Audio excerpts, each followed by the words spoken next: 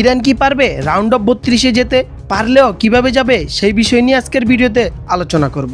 আসসালামু আলাইকুম ফুটবল প্রেমীরা, কি অবস্থা সবার? আশা করি সবাই ভালো আছেন। বিশ্বকাপ 2026-এ এবার বাংলাদেশের অনেক ফুটবল প্রেমীদের নজর রয়েছে ইরানের দিকে। সামাজিক যোগাযোগ মাধ্যমে চোখ রাখলে দেখা যাচ্ছে অসংখ্য বাংলাদেশি সমর্থক ইরানের জন্য শুভকামনা জানাচ্ছেন। অনেকের মতে মুসলিম দেশ হিসেবে ইরান বিশ্বকাপ ভালো করুক এমন প্রত্যাশা রয়েছে বাংলাদেশের অনেক দর্শকের। বিশেষ করে যে সকল সমর্থক বিশ্বকাপে নিজেদের প্রিয় দল বাদ পড়ে যাওয়ার পর নতুন কোনো দলকে সমর্থন করছেন, তাদের অনেকেই এখন ইরানের পাশে দাঁড়িয়েছেন। আর সেই কারণে ইরানের পরবর্তী ম্যাচ নিয়ে তৈরি হয়েছে ব্যাপক আগ্রহ, কারণ এই ম্যাচেই নির্ধারণ করতে পারে ইরান রাউন্ড অফ 32-এ যাবে কিনা। চলুন দেখে নেওয়া যাক এখন পর্যন্ত বিশ্বকাপে ইরানের পারফরমেন্স কেমন ছিল। গ্রুপ জি থেকে নিজেদের প্রথম ম্যাচে নিউজিল্যান্ডের বিপক্ষে 2-2 গোলে ড্র করে ইরান। ম্যাচে বেশ কয়েকটি সুযোগ তৈরি করলেও শেষ পর্যন্ত 1 পয়েন্ট নিয়ে মাঠ ছাড়তে হয় তাদের। এরপর দ্বিতীয় ম্যাচে শক্তিশালী বেলজিয়ামের মুখোমুখি হয় ইরান। 0-0 গোলে ড্র করে তারা। ফলে 2 ম্যাচ শেষে ইরানের সংগ্রহ 2 পয়েন্ট। বর্তমানে গ্রুপের শীর্ষে রয়েছে মিশর 4 পয়েন্টে নিয়ে। ইরান ও বেলজিয়াম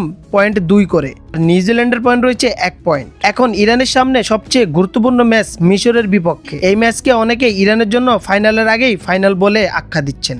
এবার আসি ইরানের রাউন্ড অফ 32-এ যাওয়ার সমীকরণে। সবচেয়ে সহজ পথ হলো, যদি ইরান মিশরকে হারাতে পারে তাহলে তাদের পয়েন্ট হবে 5। সেক্ষেত্রে রাউন্ড অফ 32-এ ওঠার সম্ভাবনা খুবই উজ্জ্বল হয়ে যাবে। যদি ম্যাচটি ড্র হয় তাহলে কি হবে? তাহলে ইরানের পয়েন্ট হবে 3। তখন বেলজিয়াম ও নিউজিল্যান্ডের ম্যাচের ফলাফলের উপর নির্ভর করবে। আর যদি মিশরের কাছে হেরে যায় তাহলে ইরানের সামনে কঠিন পরিস্থিতি তৈরি হতে পারে এবং অন্য ম্যাচের ফলাফলের দিকে তাকিয়ে থাকতে হতে পারে। তাই বলা যায় পুরো ইরান এখন তাকিয়ে আছে মিশরের বিপক্ষে এই গুরুত্বপূর্ণ ম্যাচটির দিকে।